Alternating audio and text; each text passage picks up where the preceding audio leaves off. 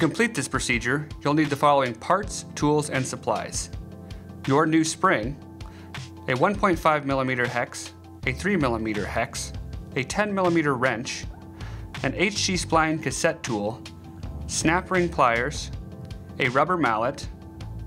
You'll also need the following supplies: 30 cc's of 5 to 10 weight fork oil, slick honey grease, and general purpose grease. We recommend that of the thick marine variety.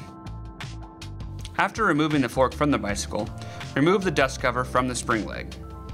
Turn the preload to its lightest setting, fully counterclockwise. To ease spring installation, it's recommended that you back out the top cap several turns using your HG spline cassette tool. Turn the rebound setting to its full slowest position clockwise, and remove the rebound and ramp control knobs using your 1.5mm hex. Loosen the damper screw and the ramp control assembly knob with a 10mm wrench. Unthread it until it protrudes roughly 5mm. Partially reinstall the ramp control knob on the damper screw and ramp control assembly screw, and strike them with a mallet to break the rods free from the casting. Then fully remove both screws from their rods.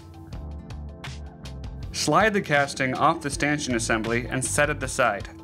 Lubrication oil may drip from the casting and stanchions, but oil loss can be reduced if the casting is left horizontal. Use snap ring pliers to remove the snap ring at the bottom of the spring side stanchion. The spring assembly may pop out slightly if it's under compression. Remove your currently installed spring and set it aside. Lightly coat the new spring with grease and install it into the stanchion. Lightly grease the top-out spring, then insert the spring rod assembly into the bottom of the stanchion. Gently press the stanchion plug into the end of the stanchion, making sure not to damage the O-rings. Install the snap ring with your snap ring pliers to hold the spring rod assembly in place. You may need to apply light pressure to the stanchion plug in order to seat the snap ring.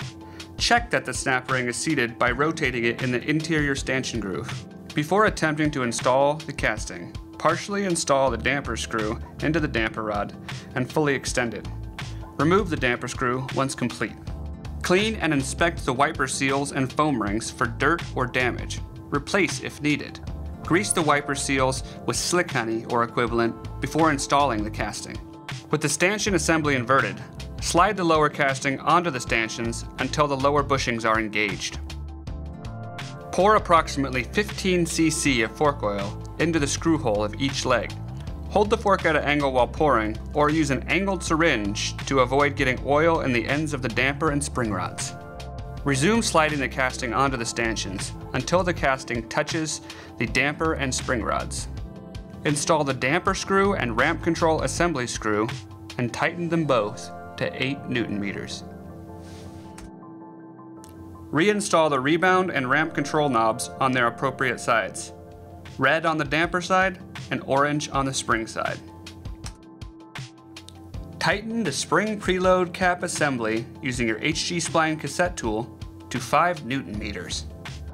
Reinstall the spring preload dust cover and get ready to shred.